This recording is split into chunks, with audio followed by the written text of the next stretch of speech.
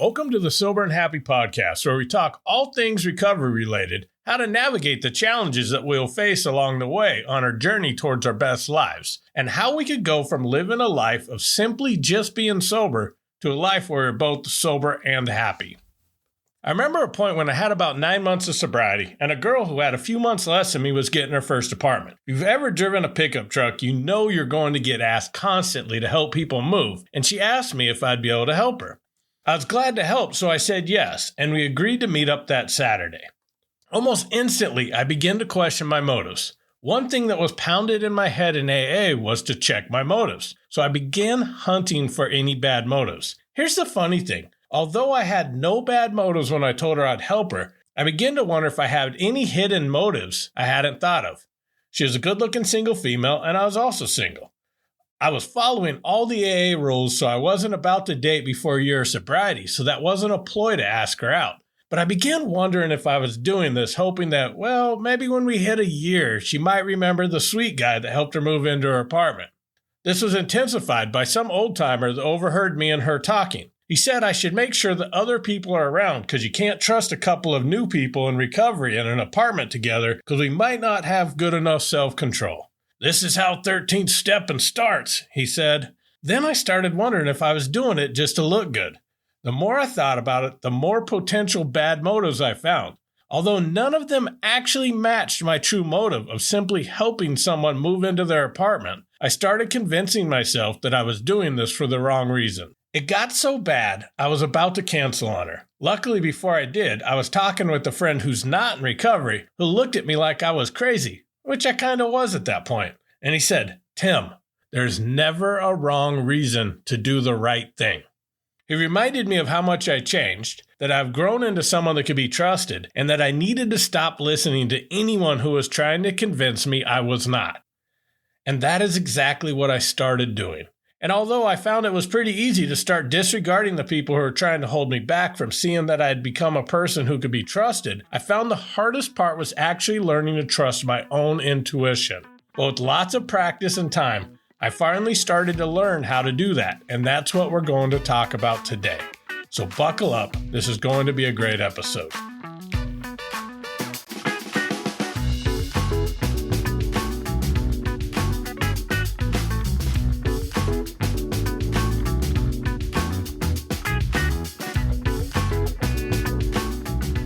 One of the hardest shifts I see people in recovery make is becoming someone who believes in themselves. It makes perfect sense early in recovery. Most of us, while in active addiction, have years of making really bad decisions and likely were not someone who could be trusted. I can't tell you how many times I went into the bar promising myself I'd only have 2 drinks and I was not going to drive drunk that night, only to wake up the next morning in bed and not remember driving home. I've borrowed money countless times with the best intentions to pay it back when I said, only to end up letting the day pass without paying it back and then spending days ignoring phone calls from the person who loaned me the money. I've used people, broken countless promises, drunk dialed way too many exes, was an unreliable employee, and a lousy friend at times. I could list off things that would take up this whole episode, but I think you get the point. So it is natural that when we first get sober, it can be very challenging to trust ourselves and always be questioning our decisions, even the ones that are obviously good decisions. I think that's why I gravitated towards AA so much straight out of rehab. I was petrified to leave rehab, so much so I intentionally delayed my graduation from the program because I was scared to be out in the real world.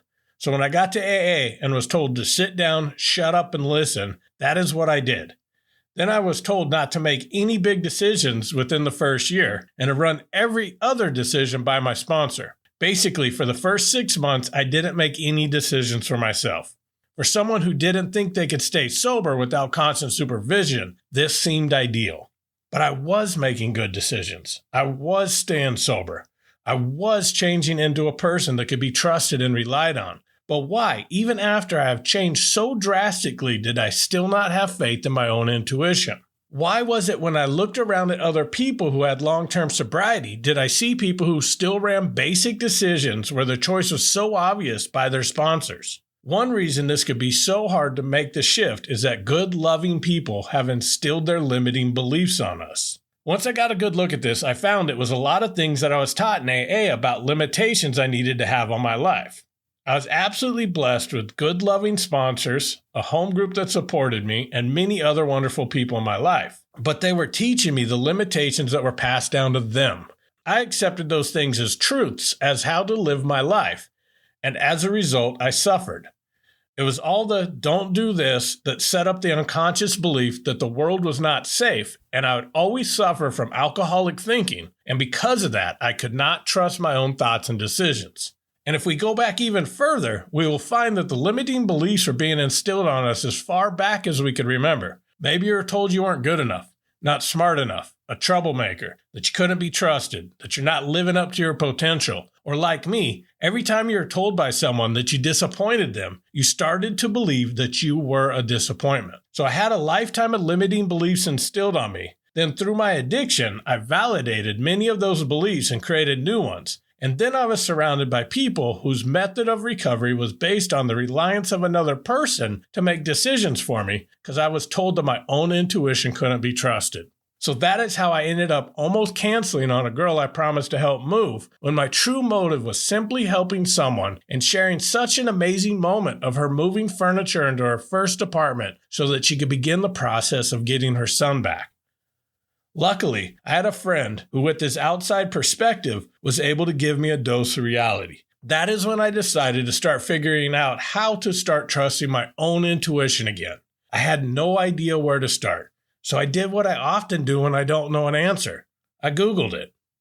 I don't remember exactly what I typed, but the first article I found has become one of my favorite stories. It is about the Golden Buddha. In Bangkok, there is a statue of a Buddha that stands over 9 feet tall, weighs 5.5 tons, and is valued at approximately $250 million in just its weight in gold.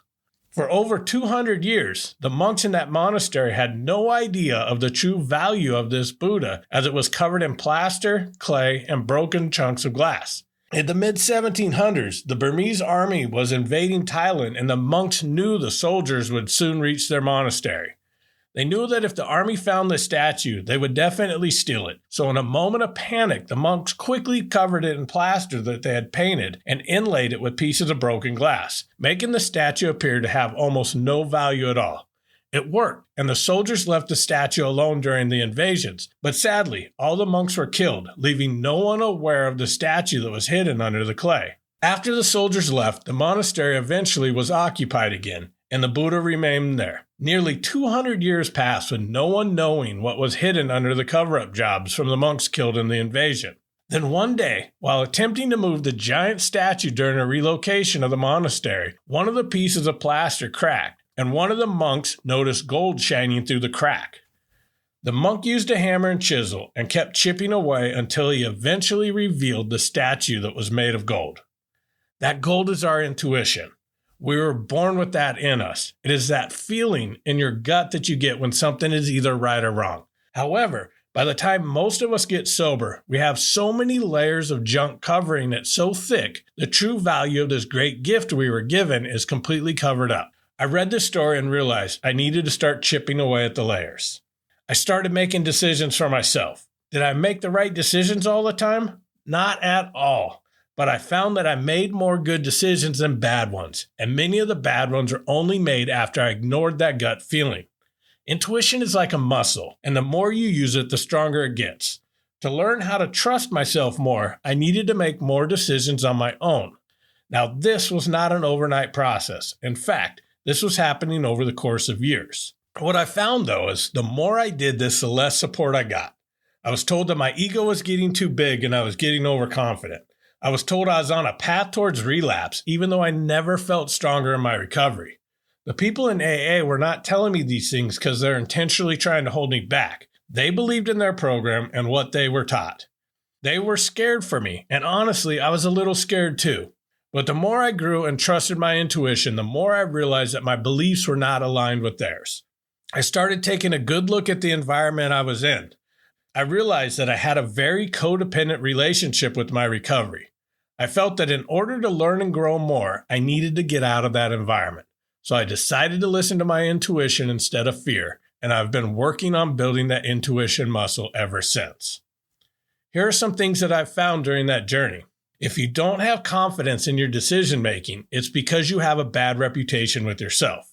You must build a habit of keeping promises to yourself if you want to build your self-confidence.